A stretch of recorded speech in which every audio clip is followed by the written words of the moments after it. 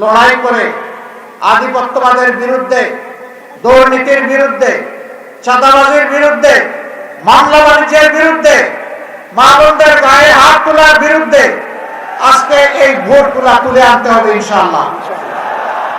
নতুন বাংলাদেশের পক্ষে আনতে হবে, যুব সমাজের প্রত্যাশার বাংলাদেশ গড়তে হবে।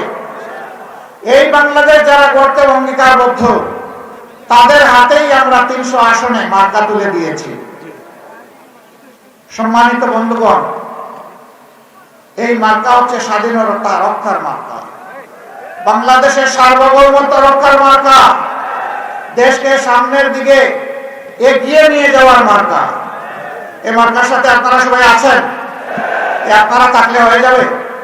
গোটা শ্রেণীকে একদম চাষ করে ফেলতে হবে, একটা মানুষও বাদ যাবে না। যারা দেশকে মানুষকে ভালোবাসে, আমরা বিশ্বাস করি, তারা 12 তারিখ প্রথম ভোটটা দিবে হা। হা বিজয়ী হলে বাকি ভোটের মূল্যায়ন হবে, হা পরাজিত হলে বাকি ভোটের মূল্যায়ন হবে না। সুতরাং প্রথম ভোট কিসে হবে? হা মানে আজাদি, না মানে গুলামি। আজাদি না গুলামি? আজাদি না গুলামি? লিল্লাহি তাকবীর। দ্বিতীয় ভোটটি হবে, আমি আগেই বলেছি, বাংলাদেশের স্বাধীনতা সার্বভৌমত্ব হেফাজতের পক্ষে, ন্যায় এবং ইনসাফের শাসন কায়েমের পক্ষে।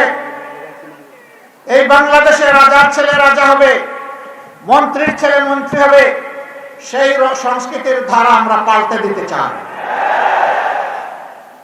রাজার ঘরে জন্ম নিলেই রাজা হওয়া যাবে না, মন্ত্রীর ঘরে জন্ম নিলেও মন্ত্রী হওয়া যাবে না।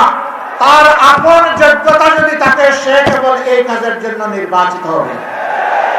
আমরা এমন বাংলাদেশ চাই, একজন সাধারণ রিক্সা চালক ভাই তার সন্তানের মেধা বিকাশের মাধ্যমে একদিন যেন সেও এদেশের প্রধানমন্ত্রী হতে পারে। ওই বাংলাদেশটা আমরা করতে চাই। অতীতের বস্তা পচা রাজনীতি, যেটা ফ্যাসিবাদ উপহার দিয়েছে, এক না একতন্ত্র উপহার দিয়েছে, দুর্নীতিতে দেশকে চ্যাম্পিয়ন বানিয়েছে, ডুবিয়ে দিয়েছে, ওই রাজনীতিকে আমরা লাল কার্ড দেখাতে চাই। আপনারা প্রস্তুত? আলহামদুলিল্লাহ, আমাদের কাছে হিন্দু, মুসলমান, বৌদ্ধ, খ্রিস্টান সবাই সমান। এই আসমানের ছাদের নিচে আর এই জমিনের বিছানার উপরে বাংলাদেশে যারা বসবাস করবে, আমরা তাদের সকলের সমান অধিকার নিশ্চিত করতে বদ্ধপরিকর।